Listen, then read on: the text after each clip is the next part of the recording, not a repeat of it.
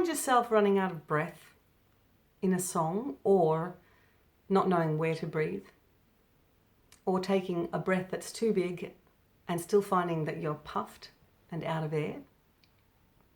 Good. I'm glad you're here then, because today on Tip for Tuesday with Yanni, I'm going to talk about what I call the Goldilocks breath, which is not too little, not too much, but just right. Okay, so many people think that they have to take a huge breath, that it's all about taking enormous amounts of breath control, huge breath, fill up the lungs. And really, it's not the way to go about it, not the way I go about it anyway. So with my students, I tell them a really important thing, and I want you to remember this.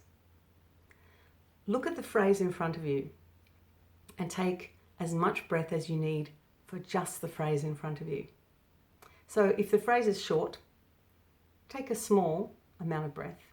But if the phrase is longer, take a little bit more. That's why it's not too little, not too much, but just right.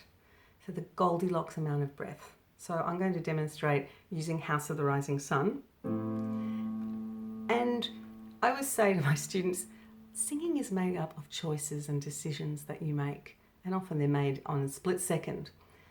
And it's because singing is so much about feeling. So I'm going to sing this in the way that I would, making decisions to breathe in very interesting places that you may not. Okay.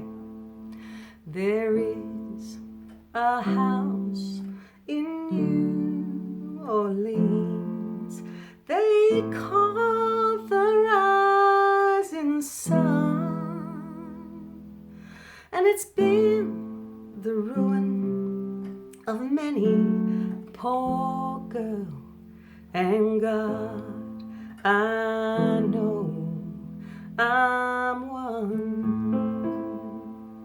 Okay, so I chose to put breath after very small phrases. There is breath, a house, breath, in New Orleans, no breath there. Because it's a phrase, you don't need to breathe after all of them. But do you notice I took the right amount of breath and I never ran out of air? And that's because I trust the breathing process. It's actually very similar to talking.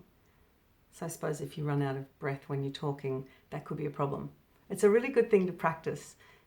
Try it one way and then try it another. So you could try it like this and take a bigger breath. So notice how much breath I take before I sing the phrases. And I'm going to do a slightly longer one here. There is a house in New Orleans they call the rising sun, and it's been the ruin of many a poor girl, and God, I know I'm one. So there I made different decisions, and that's the things, you can make decisions to do short phrases, long phrases. It's actually quite lovely because dynamically it sounds more interesting than singing everything on like the same breath, the same length.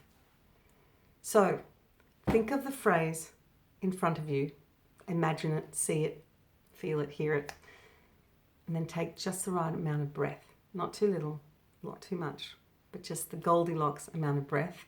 And you'll find yourself actually improving not just your breathing, but also the rest of your singing, because you won't run out of air and you'll feel so much more confident. And as I always say, singing is really a lot of confidence. Having confidence is what gets you through when you know you're going to make a mistake, or you've made a mistake and you've just got to keep on going.